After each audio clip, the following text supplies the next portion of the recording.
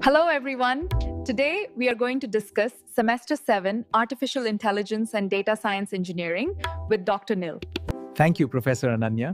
This subject is the backbone of computer science and helps students connect theory with real-world electronics. Tactics. That's truly insightful, Dr. Nil. We'll explore these ideas in depth through real-world examples in this episode.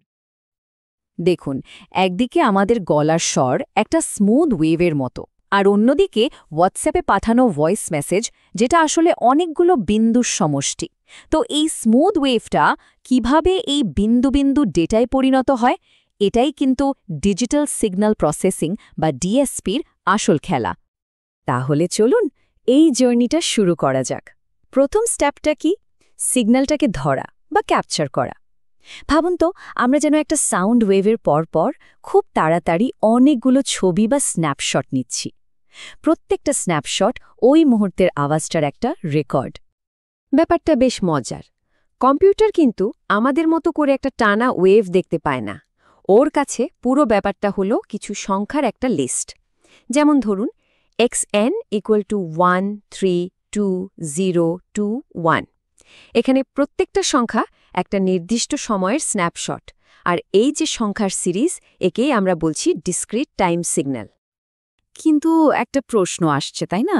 এই যে স্ন্যাপশটগুলো, এগুলো ঠিক কতটা তাড়াতাড়ি নিতে হবে? আচ্ছা, একটা সহজ উদাহরণ দিই। ধরুন একটা ফ্যান খুব জোরে ঘুরছে। আমরা যদি খুব ধীরে ধীরে ওর ছবি তুলি, কি হবে? মনে হবে যেন ফ্যানের ব্লেডগুলো স্থির হয়ে আছে বা হয়তো উল্টো দিকে ঘুরছে। সিগন্যালের জগতেও ঠিক এটাই হয়। যদি ঠিক মতো স্পিডে স্যাম্পল না নেওয়া হয়, তাহলে আমরা আসল তথ্যটাই হারিয়ে ফেলি। আর এই যে ভুল দেখার সমস্যাটা, টেকনিক্যালি একেই বলে অ্যালিয়াসিং। তো এই অ্যালিয়াসিং সমস্যাটা সমাধান করার জন্যই একটা গোল্ডেন রুল আছে, আর সেটাই হলো ডিএসপির অন্যতম গুরুত্বপূর্ণ একটা থিওরেম, নাইকুয়েস্ট স্যাম্পলিং থিওরেম। সোজা কথায়, এটা আমাদের ওই ক্যামেরার জন্য একটা মিনিমাম স্পিড লিমিট ঠিক করে দেয়, যাতে কোনো জরুরি তথ্য মিস না হয়ে যায়। আর সেই নিয়মটা কি? খুব সহজ কিন্তু দারুণ কাজের একটা ফর্মুলা। স্যাম্পলিং ফ্রিকোয়েন্সি বা এফএস অবশ্যই সিগন্যালের সর্বোচ্চ ফ্রিকোয়েন্সি বা এফ ম্যাক্সের দ্বিগুণের চেয়ে বেশি হতে হবে। মনে রাখার জন্য আমরা বলতেই পারি, সিগন্যাল যদি ধরতে চাও, দ্বিগুণ স্পিডে স্যাম্পল দাও। এই সহজ নিয়মটা মেনে চললেই সিগন্যালটাকে পরে আবার ঠিকঠাকভাবে তৈরি করা সম্ভব। এই অ্যালিয়াসিংয়ের আরও একটা ক্লাসিক উদাহরণ হল ওয়াগন হুইল ইফেক্ট। পুরনো দিনে সিনেমায় খেয়াল করলে দেখবেন, একটা ঘোড়ার গাড়ি এগিয়ে যাচ্ছে, কিন্তু তার চাকাটা মনে হচ্ছে যেন উল্টো দিকে ঘুরছে। কেন হয় এটা? কারণ ক্যামেরার ফ্রেম রেট চাকার ঘোড়ার স্পিডের চেয়ে কম। আমাদের ডিজিটাল সিগন্যালের জগতেও ঠিক এই একই ঘটনা ঘটে যখন স্যাম্পলিং রেট কম হয়ে যায়। তাহলে একবার মনে করার চেষ্টা করা যাক। অ্যালিয়াসিং এড়ানোর জন্য যে মিনিমাম স্যাম্পলিং রেটটা দরকার, তাকে কি বলা হয়? ওকে, তো আমরা সিগন্যালের স্ন্যাপশট নিয়ে নিলাম। এখন এই সংখ্যাগুলো বা স্যাম্পলগুলো নিয়ে কি হবে? এখানেই আসছে আমাদের যাত্রার দ্বিতীয় পর্ব, প্রসেসিং। এই ধাপে আমরা কম্পিউটারকে একটা রেসিপি দিয়ে দিই আর বলি এই সংখ্যাগুলোকে কিভাবে বদলাতে হবে। এই রেসিপিটাকে টেকনিক্যাল ভাষায় বলা হয় ডিফারেন্স ইকুয়েশন। নামটা শুনে একটু কঠিন লাগতে পারে, কিন্তু ঘাবড়ানো কিছু নেই। এটা আসলে রান্নার রেসিপির মতোই সহজ একটা ব্যাপার। জাস্ট কিছু নির্দেশ যা কম্পিউটারকে বলে দেয় ইনপুটের সংখ্যাগুলো দিয়ে কি করতে হবে। চলুন একটা খুব সাধারণ রেসিপির উদাহরণ দেখি। Running average filter. এর কাজটা কি? এর কাজ হলো সিগন্যালের মধ্যে থাকা অপ্রয়োজনীয় ওঠানামা বা নয়েজকে কমিয়ে দিয়ে তাকে আরও মসৃণ বা স্মুথ করে তোলা। অনেকটা যেমন আমরা অনেকগুলো সংখ্যার গড় বের করে একটা স্টেবল ভ্যালু পাই, ঠিক সেরকম। ধরা যাক আমাদের সিস্টেম এই ইনপুট স্যাম্পলগুলো ক্যাপচার করেছে। এখানে আমরা দেখতে পাচ্ছি বিভিন্ন সময়ে বিভিন্ন ভ্যালু আছে, যেমন 2 1 4 5। এবার আমরা এই ডেটার ওপর আমাদের রানিং অ্যাভারেজ রেসিপিটা অ্যাপ্লাই করব। চলুন একটা ক্যালকুলেশন হাতে কলমে করে দেখি। ধরুন আমরা টাইম 2t-তে আছি। এখানকার ইনপুট কত? 4। আমাদের রেসিপিটা হলো 4 পয়েন্ট অ্যাভারেজ। তার মানে আমাদের বর্তমান ইনপুট 4 আর তার আগের 3টে ইনপুট নিতে হবে।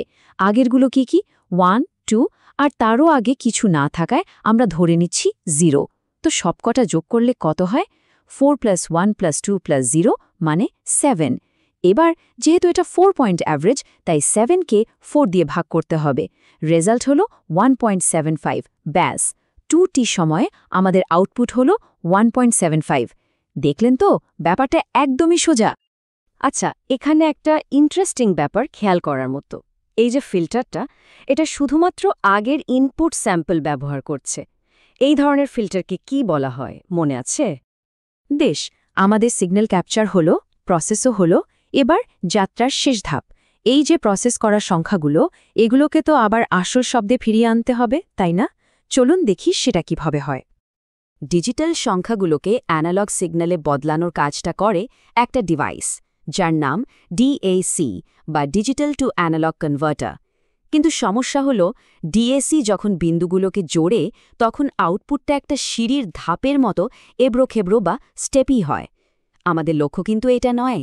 আমাদের লক্ষ্য হলো ডান দিকে ছবির মতো একটা পারফেক্ট স্মুথ সাউন্ড ওয়েভ তৈরি করা। এই যে সিঁড়ির মতো ধাপগুলো, এগুলো আসলে কিছু আনওয়ান্টেড হাই ফ্রিকোয়েন্সি নয়েজ তৈরি করে, যা আমাদের শোনার অভিজ্ঞতা খারাপ করে দেয়। এই নয়েজ দূর করার জন্য আর সিগন্যালটাকে স্মুথ করার জন্য আমাদের শেষমেশ আরেকটা ফিল্টার ব্যবহার করতে হয়। একে বলে রিকনস্ট্রাকশন ফিল্টার। এটা আসলে আরেকটা লো পাস ফিল্টার, যার কাজই হলো এই এক্সট্রা নয়েজ ছেঁকে ফেলে ফাইনাল আউটপুটটাকে একদম মসৃণ করে দেওয়া। তাহলে শেষ প্রশ্ন, একটা ডিজিটাল সিগন্যালকে অ্যানালগে কনভার্ট করার পর এই ফাইনাল লো পাস ফিল্টারটা কেন এত জরুরি? এতক্ষণ তো আমরা অনেক টেকনিক্যাল ব্যাপার নিয়ে কথা বললাম, কিন্তু আসল প্রশ্ন হল, এই সব শিখে লাভটা কি? আচ্ছা, চলুন দেখি এই ডিএসপির জ্ঞান কিভাবে আমাদের জন্য একটা সুপার পাওয়ার হয়ে উঠতে পারে। ভাবুন তো একবার, এই জ্ঞানটা কাজে লাগেই কিন্তু এমন এআই মডেল বানানো যায় যা মানুষের কথা বুঝতে পারে। 5G বা তার চেয়েও উন্নত কমিউনিকেশন সিস্টেম ডিজাইন করা যায়, মিউজিক বা এন্টারটেইনমেন্টের জন্য নেক্সট জেনারেশন অডিও টেকনোলজি তৈরি করা যায়, এমনকি ফিন্যান্স থেকে শুরু করে মেডিসিন, সব ফিল্ডের জটিল ডেটা স্ট্রিম অ্যানালাইজ করা যায়।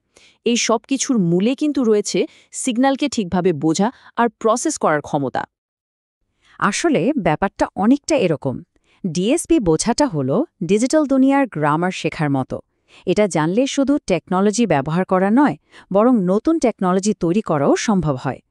শেষ করার আগে একটা কথা বলি, এই যে বেসিক প্রিন্সিপালসগুলো নিয়ে আমরা আলোচনা করলাম, এগুলো শুধু পরীক্ষায় পাশ করার জন্য নয়। এগুলো হলো এআই আর ডেটা সায়েন্সের ভবিষ্যতের বিল্ডিং ব্লক। সেটা সাউন্ড হোক, ইমেজ হোক বা ফিন্যান্সিয়াল ডেটা, সিগন্যালকে বুঝতে পারার ক্ষমতাই সবকিছু। এই জ্ঞানটাই একজন টেকনোলজি ইউজার থেকে একজন টেকনোলজি ক্রিয়েটর তৈরি করে। আজকের এই সহজ নিয়মগুলোই কিন্তু আগামী দিনের ইন্টেলিজেন্স সিস্টেমের ভিত্তি। এখন ভাবার বিষয় হলো, এই ডিজিটাল ভাষার জ্ঞান দিয়ে আপনারা কোন নতুন প্রযুক্তি তৈরি করবেন।